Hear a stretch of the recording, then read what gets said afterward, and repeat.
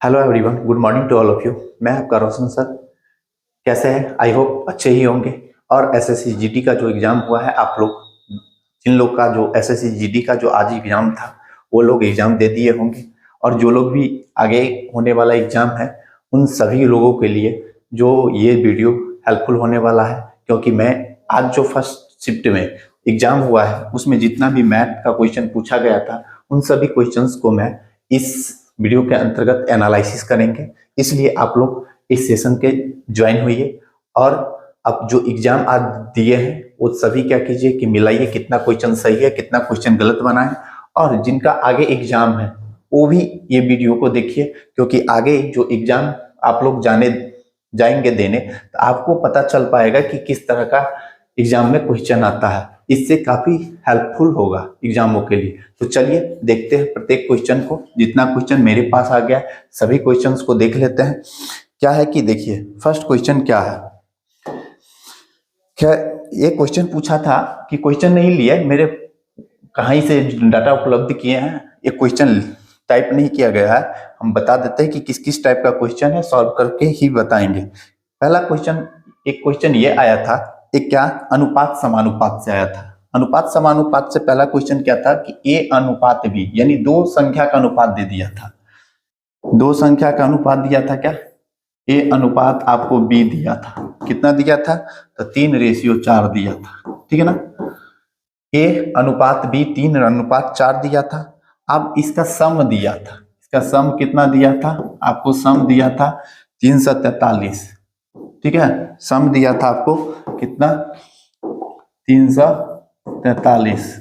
तो आपसे पूछ रहा था क्या कि इसका गुणनफल क्या होगा, प्रोडक्ट पूछ रहा था। प्रोडक्ट पूछ रहा था कि इसको प्रोडक्ट क्या होगा, गुणनफल क्या होगा।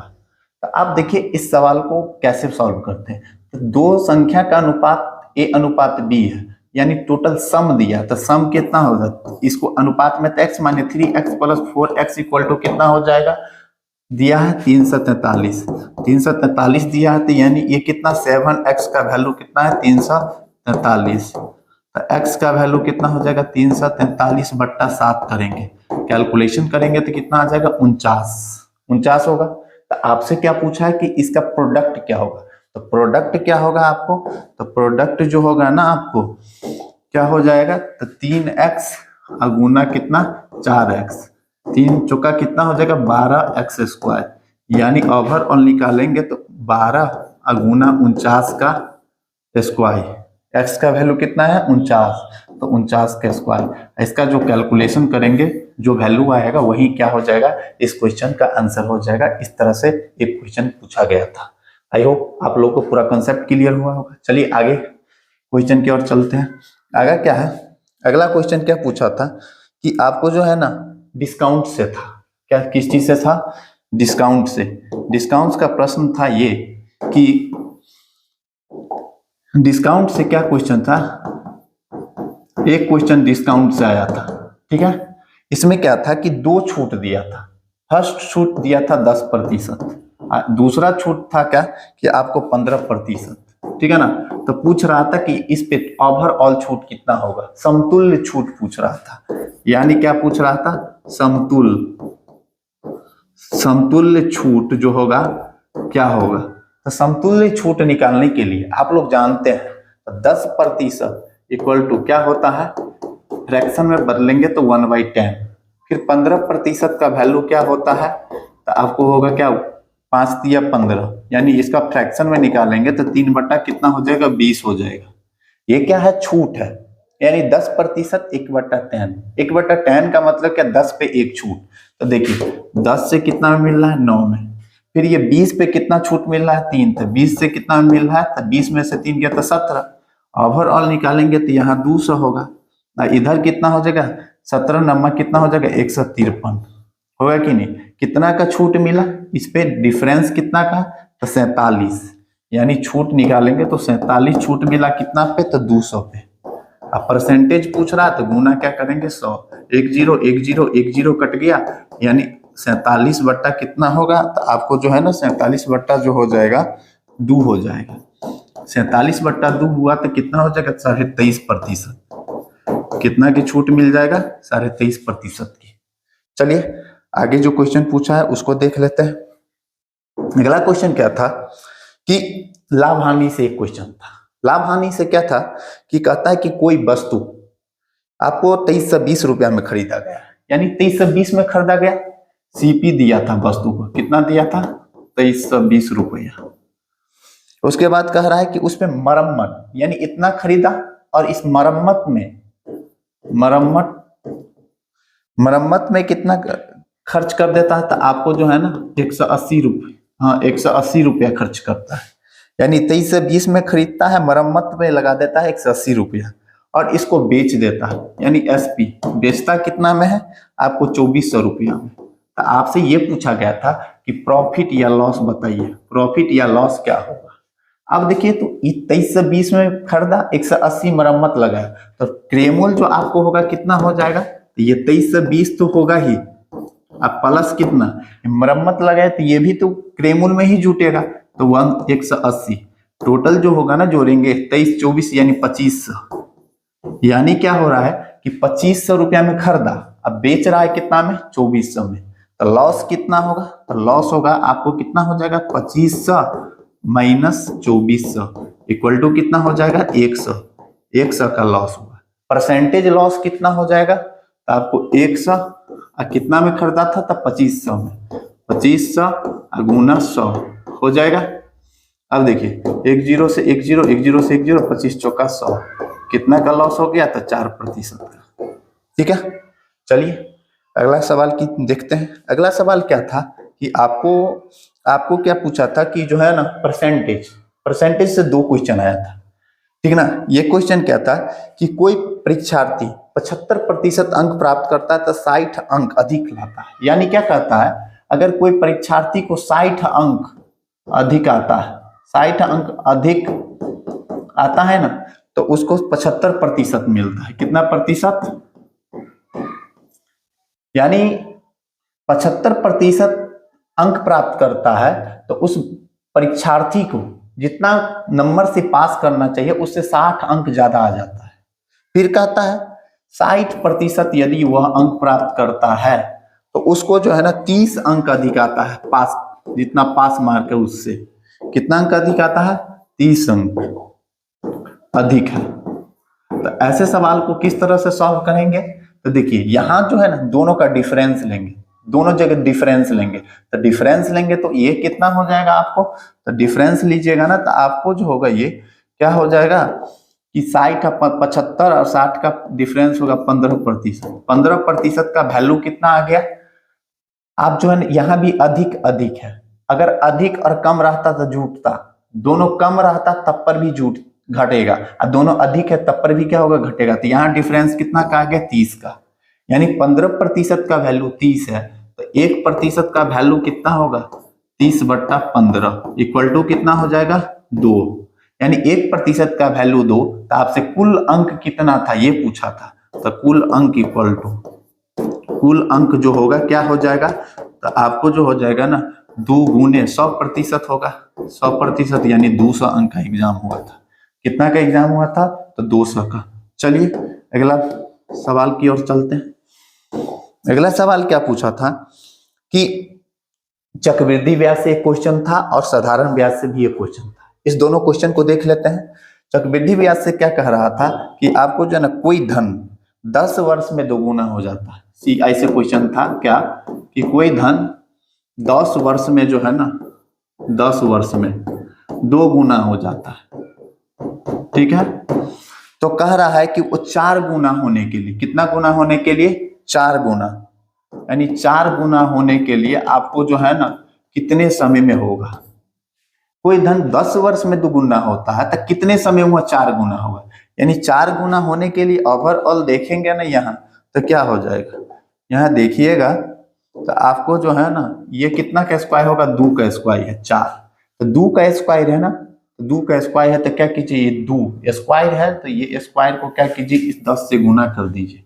कितने वर्ष में होगा, तो टाइम जो होगा 10 गुना कितना हो जाएगा 2, यानी 20 वर्ष में हो जाएगा, यानी वो 4 गुना कितना वर्ष में हो जाएगा 20 वर्ष में हो जाएगा। चलिए आगे फिर क्या था कि एक एसआई से सवाल था। एसआई से क्या था सवाल, आपको कि आपको जो है ना कि रेट पूछ रहा था कि 40 वर्ष में कोई धन, आपको एसआई में क्या था कि 40 वर्ष में कोई धन आपको जो है ना, जो धन है ना उसका कितना 2/5 गुना हो जाता है। कितना गुना? 2/5। तो आपसे रेट पूछा था कि रेट क्या होगा। तो ऐसे सवाल में 40 वर्ष में धन का जो है ना 2/5 होता है। ब्याज कितना है? 2/5 एसआई। तो ब्याज मान लो जो है ना मूलधन कितना है आपको 100 रुपया था, तो एसआई कितना हो जाएगा आपको 100 का कितना 2/5 लोगे, तो 2/5 लोगे तो कितना हो जाएगा यहाँ पे 5 दूना 10 यानी 20 हो जाएगा, यानी 40 हो जाएगा आपको। एसआई कितना निकला 40। 40 रुपया 100 रुपया पर ब्याज कितने वर्ष में मिलता है? 40 वर्ष में मिलता है कि नहीं? यानी 100 रुपया पर ब्याज आपको 40 रुपया मिला 40 वर्ष में। तो रेट ऑफ इंटरेस्ट क्या हो जाएगा 40/40 वर्ष में इक्वल टू 1% का रेट चल रहा है। कितना प्रतिशत का? 1% का। चलिए आगे सवाल की ओर देखते हैं। अगला सवाल क्या था? कहता है कि ट्रेन संबंधी सवाल था कि 2 ट्रेन है, मतलब क्या बोल रहा है कि 2 ट्रेन था, एक ये ट्रेन है और एक ये ट्रेन है, ठीक है। दोनों एक दूसरे की ओर चल रहा है और समान चाल से जाता है। ये भी एक दूसरे की ओर, ये भी इधर से चलता है, ये इधर से चलता है। स्पीड दोनों का क्या है? समान है, ठीक। और कहता एक ट्रेन की लंबाई भी समान है। ये 360 मीटर लंबा है और ये भी 360 मीटर लंबा है, ठीक है। और ये दोनों को जो पार कर जाता है, यानी ओवरऑल पार जो करता है कितने सेकेंड में कर जाता है? 18 सेकेंड में। यानी 18 सेकेंड में ये पार कर जाता है। तो आपसे पूछ रहा है क्या कि दोनों रेलगाड़ी की चाल क्या थी, ये पूछा था। यानी 2 रेलगाड़ी है, दोनों रेलगाड़ी की लंबाई भी इक्वल है 360, दोनों की चाल भी समान है, एक दूसरे की ओर चल रहा है और 18 सेकेंड में पार करता है। तो आपसे यह पूछा गया था कि दोनों रेलगाड़ी की चाल क्या होगा। चाल क्या होगा? तो एक दूसरे को पार करेगा तो टोटल डिस्टेंस, चाल बराबर क्या होता है? टोटल डिस्टेंस बटा क्या? Total time. टोटल टाइम ना, तो डिस्टेंस कितना होगा? 36 यानी 720 मीटर की दूरी तय किया। और समय कितना लगा? 18 सेकेंड, यानी 18 से काटेंगे 18 × 72 40 मीटर प्रति सेकेंड होगा। यदि मीटर प्रति सेकेंड में होगा तो यही आंसर होगा, नहीं तो क्या करेंगे 40 मीटर प्रति सेकेंड को किलोमीटर आवर में बदलेंगे तो 40 गुने 18 बट्टा कितना हो जाएगा 5, यानी मीटर सेकेंड को किलोमीटर में बदलने के लिए 18/5 से क्या करते हैं? मल्टीप्लाई करते हैं, तो किलोमीटर आवर हो जाएगा। 5 से काटेंगे तो 5 × 8 = 40, 18 × 8 कितना हो जाएगा? 144, यानी प्रत्येक की चाल क्या होगा? 18 × 8 144 किलोमीटर प्रति आवर हुआ कि नहीं हुआ? ये दोनों का एवरेज चाल निकला 144, लेकिन दोनों की चाल जुट के आया है क्योंकि एक दूसरे के क्या हो रहा है? दूसरे चल रहा है, तो एवरेज चाल है 144। तो प्रत्येक ट्रेन की चाल क्या हो जाएगा आपको? प्रत्येक ट्रेन की जो चाल होगा, प्रत्येक की चाल जो होगा इसका आधा हो जाएगा, 44 का आधा 72 किलोमीटर प्रति आवर। कितना हो जाएगा? 72 किलोमीटर प्रति आवर। चलिए आगे सवाल देखते हैं क्या पूछा गया था। अगला सवाल था क्या कि आपको डिस्काउंट से क्वेश्चन था। एक सवाल डिस्काउंट से पूरा डाटा नहीं आया इसलिए क्वेश्चन बता देते किस टाइप से पूछा गया था, ठीक है ना। कहता है कि एक डिस्काउंट था 20%, पहला डिस्काउंट था 20%, फिर दूसरा डिस्काउंट था आपको कितना? वाट, ये नहीं दिया था। और कहता था कि एमपी है, कुछ दिया था, एमपी भी दिया था वाट, आपको क्या था? एसपी भी जो है ना वाट। कहता था कि कोई वस्तु इतना एमपी है, उस पर एक डिस्काउंट इतना है, एक डिस्काउंट इतना है, ये दोनों दे रखा था। एमपी एसपी दे रखा था और ये D1 पहला दिया था, तो ये आपसे पूछ रहा था कि क्या होगा, ठीक है ना। इस तरह का क्वेश्चन था, पूरा डाटा नहीं था इसलिए नहीं बताए। एक मेंसुरेशन से क्वेश्चन था। मेंसुरेशन से क्वेश्चन क्या था कि एक आयत, यानी आपको क्या दिया था? एक आयत दिया था, इसका ये लंबाई होगा, ये क्या होगा? चौड़ाई होगा ना। अब कहता था कि इसकी लंबाई में, यानी इसकी लंबाई में जो है ना क्या किया जाता है कि 14.2 वाट, यानी 14 पॉइंट कितना है 28 की वृद्धि करते हैं, इतना की वृद्धि करते हैं। तो कहता है कि इसकी चौड़ाई में कितना कमी किया जाए ताकि जो है ना इसके आयत का जो क्षेत्रफल है ना इसमें कोई परिवर्तन ना हो। तो ऐसे सवाल को बनाने के लिए आपको बताए थे, बहुत सारे वीडियो हम डाले हैं अपने चैनल पे, जो आप वहां से जाके अच्छा से मैथ के लिए जो है ना आप लोग तैयारी कर सकते हैं। क्योंकि इस तरह का क्या कई सेट जो 2023 का जो एग्जाम हुआ था यही जीडी में, लमसम 4-5 मॉक टेस्ट डाले हैं। अगर अभी तक आप लोग एग्जाम नहीं दिए हैं तो वहां से जाकर मेरा वीडियो देखिए, क्योंकि हर एक तरह का सवाल उस 5 मॉक टेस्ट में करवा दिए थे। आपको काफी हेल्पफुल होगा आगे की एग्जामों के लिए। तो 14.8 को फ्रैक्शन में तोड़ेंगे ना तो आपको क्या होगा, 1/7 होगा। ठीक है ना। ये क्या होता है, वृद्धि। वृद्धि होता है तो कमी के लिए पूछेगा, तो कमी तो ऊपर में 1 है तो 1 होगा। अब वृद्धि है तो क्या करेंगे, 7 1 कितना हो जाएगा 8, और गुना कर दीजिए 100, कितना हो जाएगा 4 दूना 8, यहाँ कितना 50, यानी कितना हो जाएगा 4 दूना 8, इधर 25 होगा, 25 अब 25/2 यानी 12.5% की जो है ना कमी करना पड़ेगा। आंसर यानी ये होता। नेक्स्ट सवाल था क्या कि टाइम एंड वर्क से भी ये क्वेश्चन था। टाइम एंड वर्क से क्या था, कह रहा है कि जो आपको ना 90 दिनों में कोई व्यक्ति है जो एक काम को पूरा करने में 90 दिन लगता है। मान लो ये व्यक्ति है, इसको पूरा काम करने में कितना दिन लगता है, 90 डेज लगता है। ठीक है। और क्या कह रहा है कि 45 दिन में कितना प्रतिशत काम करेगा। यार पूरा काम मतलब क्या, आपसे क्या पूछा, 90 दिन में ये पूरा काम कर देता है, 100% काम कर दिया, यानी 100% काम कर दिया 90 दिन में। तो कहता है कि 45 डेज में ये कितना काम करेगा, आधा काम करेगा। आधा काम मतलब कितना, 50%। बहुत ही आसान क्वेश्चन था। चलिए अगला क्वेश्चन था क्या कि एक और परसेंटेज था कि कोई जो है ना पास करने वाले, एक कक्षा में कुछ विद्यार्थी है जिसमें पास कितना विद्यार्थी किया था, आपको जो है ना 93% पास किया था।